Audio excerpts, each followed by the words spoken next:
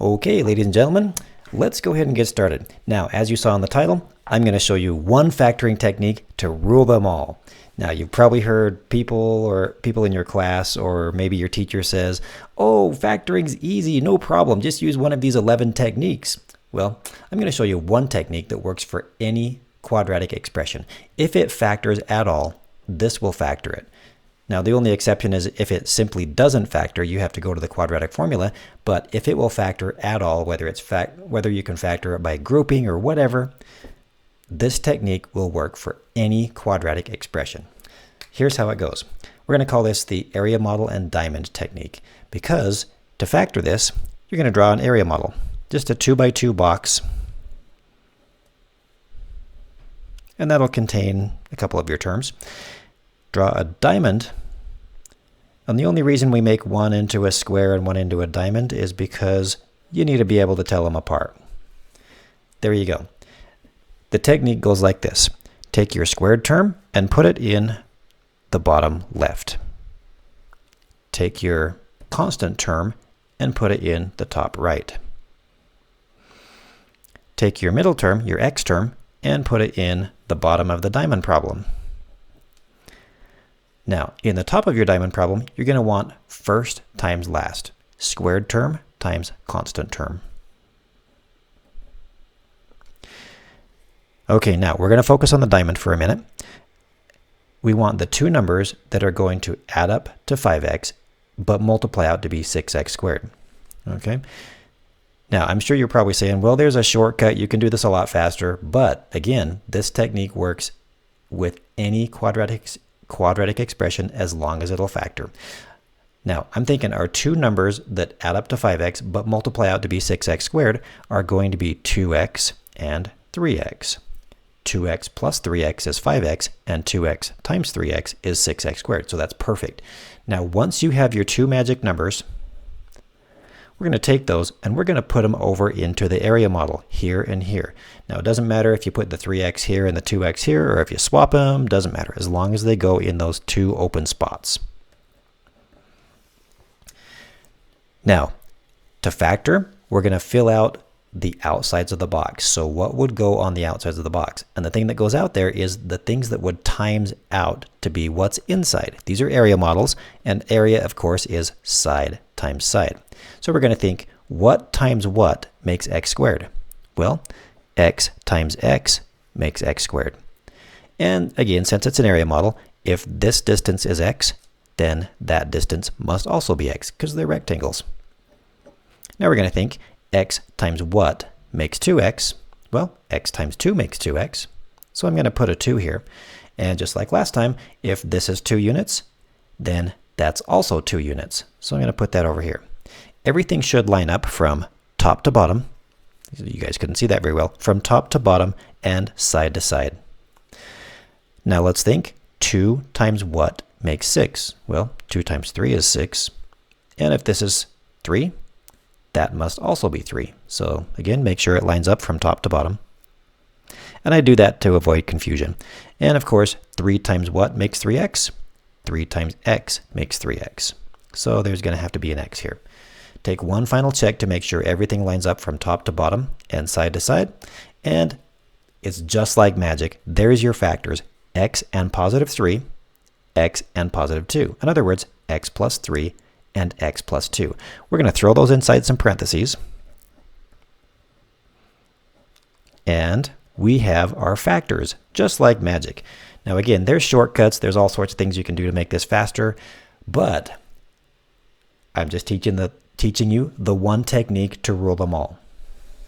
Let's go over to the next one. Bigger numbers, maybe a little scarier. Band-Aid, in case you didn't notice. Unrelated, but whatever. We're moving on. First of all, if your terms will all divide by the same number, you've got to pull that number out. Otherwise, when you get it all factored, it's not going to be fully factored, and you're going to have to pull that 3 out anyway. So did you notice that all of these terms divide by 3? Well, hopefully you do now. So I'm going to pull a 3 outside of the parentheses. So every term inside will be divided by 3. Just take a second and notice 3x squared divided by 3 is x squared. 30 divided by 3 is 10. well, let me say it right. Negative 30x divided by 3 is negative 10x. And of course, 75 divided by 3 is 25. So that's how factoring works when you're just pulling a constant term out. Okay, same technique, only this time I'm just going to focus on only the stuff inside the parentheses. Now this is a perfect square trinomial. I know, I see it. You probably see it too, but I'm going to use the exact same technique just to show you that it works every time. So area model, diamond, and let's go ahead and put our stuff in there. So just working inside the parentheses. X squared goes in the bottom left as usual. Your constant term, 25, goes in the top right as usual. So those two should be diagonal from each other. Negative 10x goes in the bottom of the diamond. And first times last, or you can just times along your diagonal, that's fine. X squared times 25 goes in the top of your diamond. So 25x squared. Just like last time, we're looking for the two things that will add up to be negative 10x and multiply out to be 25x squared. And I'm thinking negative 5x plus negative 5x makes negative 10x, and negative 5x times negative 5x will multiply out to be positive 25x squared. So that's perfect. Take your two numbers that you got in your diamond and move them over to your area model.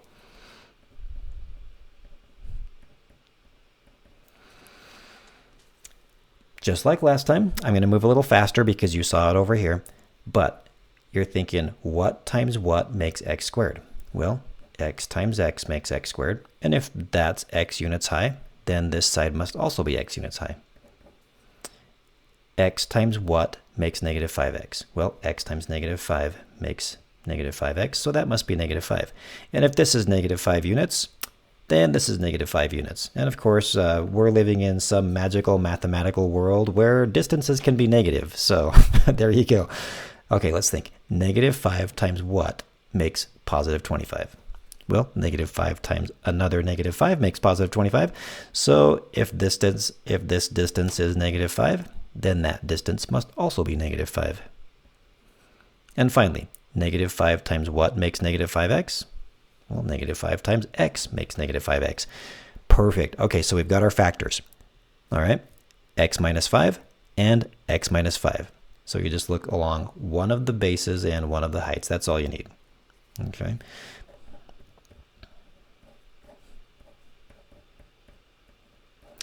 Now, we're going to take a second and remember that we had a 3 on the outside of our parentheses. That 3 is going to carry down to your next step. And one more thing, we have a repeated factor. We have a factor that's happening twice.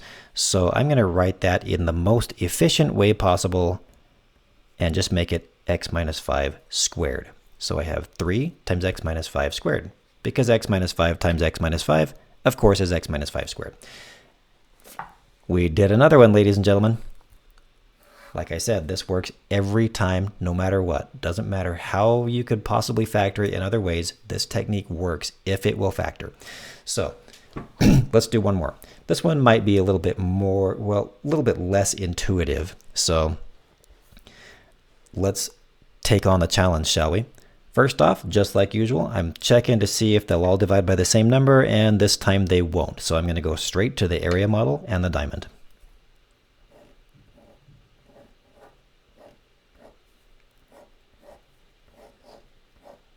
Okay, got my area model and diamond. As usual, your x squared term goes in the bottom left. Your constant term goes in the top right. And your middle term, your x term, is going to go in the bottom of the diamond. In the top of the diamond, it's x squared term times constant term. So in this case, it's negative 12x squared.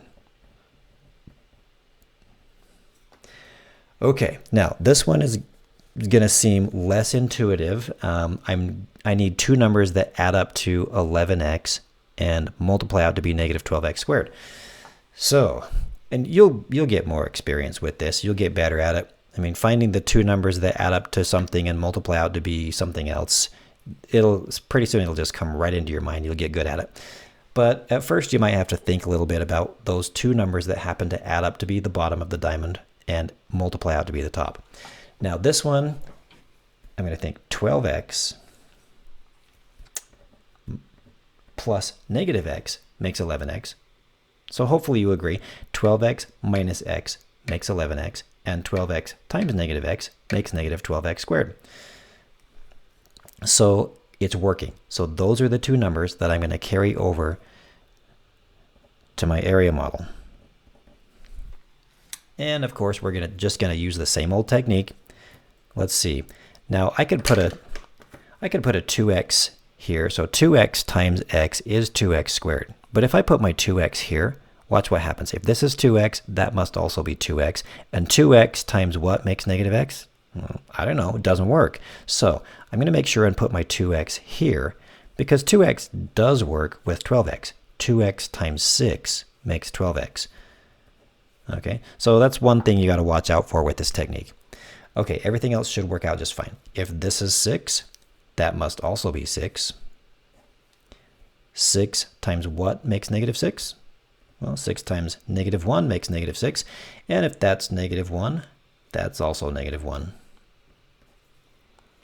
And negative 1 times what makes negative x? Negative 1 times x makes negative x. All right, and of course, if that's x, that must also be x. And like last time, all we need is one length and one height. So I'm going to put my 2x minus 1 in one set of parentheses, and my x and positive 6, also known as x plus 6, in another set of parentheses. We did it again, ladies and gentlemen. It works. Every time, if it'll factor, this technique works. So that's why we call it the one technique to rule them all. Okay, there you go. And if I didn't mention it before, just take a second and make sure that everything lines up from top to bottom and side to side. And if everything does, then it's a pretty good bet that you have done this correctly. Thank you very much for watching the GMath YouTube channel. Now, if you have questions, or if there's something that I didn't cover completely enough, then I want you to drop a question in the comments and I will do a video and I'll make it right.